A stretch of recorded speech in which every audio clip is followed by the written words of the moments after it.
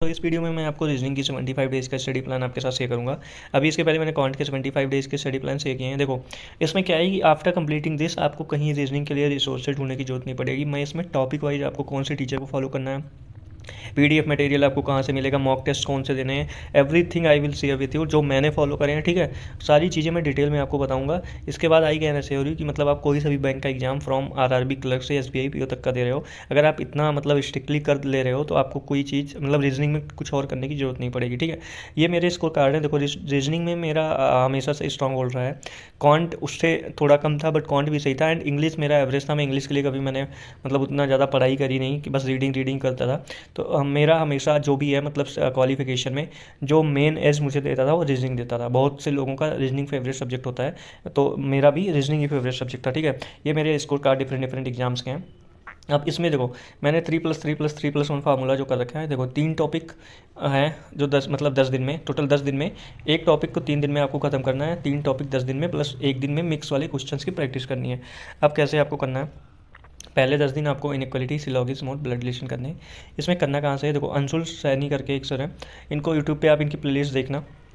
2 3 3 4 video में सारी चीज़ें हम ख़त्म कर देंगे, एक एक टॉपिक। ठीक है, और सबसे इसकी मतलब खास बात क्या है, क्यों मैं इन्हें क्यों सजेस्ट कर रहा हूँ, क्योंकि देखो, इनइक्वालिटी और सिलोगिज्म और ब्लड रिलेशन ये प्री में तो आते ही आते हैं 5 5 नंबर के, और ये मेंस में भी कोडेड वाले पूछे जाते हैं। और कोडेड वाले में क्या होता है कि ट्रिक बहुत काम करती है। वहाँ आप मतलब वैसे करने चले गए ना, आप नहीं कर पाओगे। आपके पास ट्रिक पता है ना, तो बहुत जल्दी जल्दी कम टाइम में सॉल्व हो जाता है। इन्होंने जो ट्रिक बताई थी वो मुझे मतलब काफ़ी अच्छी लगी, वो मुझे समझ में तुरंत आ गई थी, उससे क्वेश्चंस मेरे बन जाते थे, तो इसलिए मैंने इनका यहाँ नाम लिख रखा है। बाकी अगर आपको इनसे नहीं समझ में आ रही तो you can refer Saurabh sir from अड्डा 247। ठीक है, नेक्स्ट 11 to 20 डेज के लिए ये 3 टॉपिक्स। देखो, इन तीनों टॉपिक में कोई बहुत बड़ा वो है नहीं, कॉन्सेप्ट क्लियरिंग एंड ऑल, कि हाँ बहुत आपको बस एक बार कॉन्सेप्ट समझना है कि हाँ करना कैसे, उसके बाद जितना आप मैक्सिमम प्रैक्टिस कर सकते हो, that is important for these topics. तो आप पुनीत सर, सौरभ सर, दोनों में से कोई से भी टीचर को देख लेना जिनका आपको अच्छे से मतलब कॉन्सेप्ट क्लियरिंग लग रहा हो कि हाँ इनका सिस्टम मुझे थोड़ा सही लग रहा है।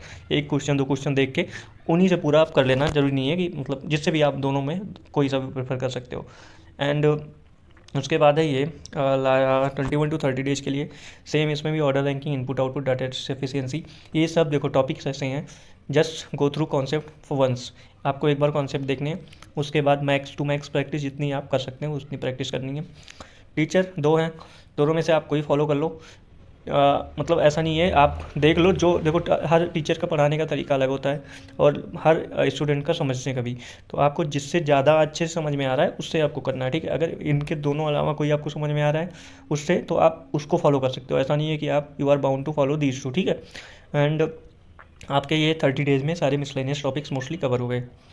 अब नेक्स्ट 45 डेज़ में आपको क्या करना है, डेली मिसलेनियस टॉपिक से 30 क्वेश्चंस मिक्स वाले प्रैक्टिस करने हैं।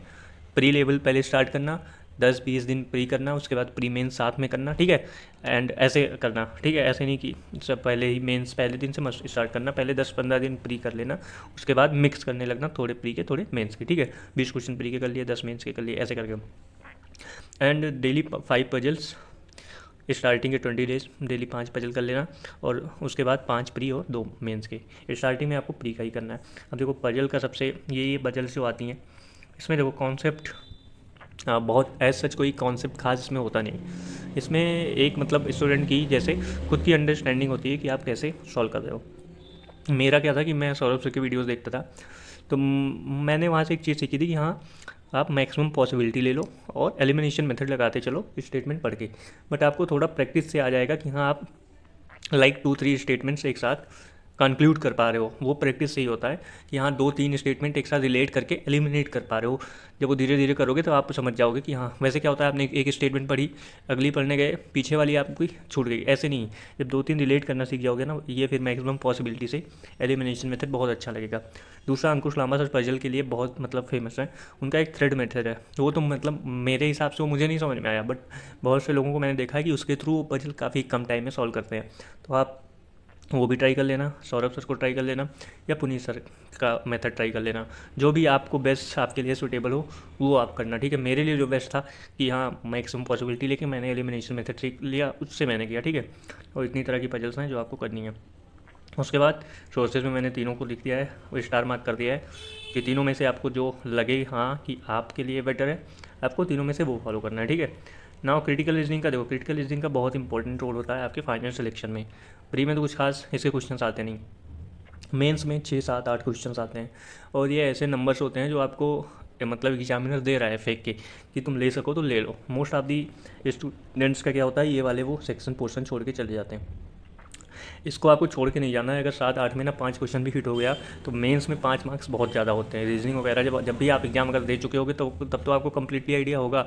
अगर नहीं दिया होगा तो ये मान लो कि 5 नंबर मेंस में रीजनिंग में अगर एज मिलना वो बहुत ज़्यादा हो गया, ठीक है। अब इसके लिए सोर्स क्या है, मेरिट साइन की प्लेलिस्ट है यूट्यूब पे, उसे फॉलो कर लेना आप।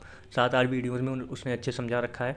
2 3 बार रिवीजन करना, इसके क्वेश्चन आपसे बनने लगेंगे। लेकिन ये आफ्टर प्री स्टार्ट करना, अभी मेंस के मतलब प्री कंप्लीट होने के बाद ये आप शुरू कर सकते हो, ज़रूरी नहीं है अभी से करो। अभी इंग्लिश रीडिंग करोगे उसमें अंडरस्टैंडिंग आपकी डेवलप होती जाएगी। अब प्रैक्टिस आपको कहाँ से करनी है, देखो बहुत लोग बुक्स ढूंढते हैं, तो बुक्स में मैंने 2 लिख दिया है। मैंने तो बुक कभी ली नहीं, तो मैं ये 2 बुक्स बता दे रहा हूँ। अगर करना चाहो तो आप इससे कर सकते हो, नहीं तो देखो आप टेलीग्राम पे बहुत सारे ग्रुप्स हैं। बैंकिंग क्रॉनिकल्स है, अंकुश लांबा सर का पीडीएफ प्रोवाइड करते रहते हैं, सौरभ सर का है वो पीडीएफ प्रोवाइड करते रहे। मैं जीरो टू इन्फिनिटी, ये मेरे ही ग्रुप का नाम है, वहाँ मैंने मतलब बुक्स पीडीएफ्स गाइडली के बंडल्स, मतलब इतनी सारी पीडीएफ्स मैंने हर सब्जेक्ट की शेयर कर रखी है। आप वो ज्वाइन कर लेना, आपको कंप्लीट प्रैक्टिस के लिए प्री मेंस हर लेवल के क्वेश्चंस उसमें मिल जाएंगे, ठीक है। ये हो गया। एंड मॉक टेस्ट के लिए 4 मैंने मेंशन करा है, और आप फ्री क्विजेज इसमें से दे सकते हो। टॉपिक वाइज सेक्शन वाइज सारी मिलती हैं, फ्री डेली की आती हैं। प्लस आपको अगर लेना है, मतलब जब एग्जाम आएगा प्री के लिए मेंस के लिए लेना होगा, और ऑली बोर्ड का ले लेना, वो एग्जाम लेवल होगा। स्मार्ट किड पीएमए थोड़ा हायर लेवल होता है एग्जाम से, अड्डा 247 ही एग्जाम लेवल ही होता है, ठीक है। तो आप इसमें से कोई सा भी ले सकते हो। सो अच्छे से प्रिपेयर करो। 75 डेज़ में आपकी सारी चीज़ें कंप्लीट हो जाएंगी आसानी से। एंड रीजनिंग को लेके कोई इतना वो नहीं है, बाकी सब्जेक्ट्स पे फोकस करो। इंग्लिश एंड जीए के लिए मैं स्ट्रेटजी लेके आऊँगा, कॉन्ट के लिए मैंने ऑलरेडी शेयर कर दी है।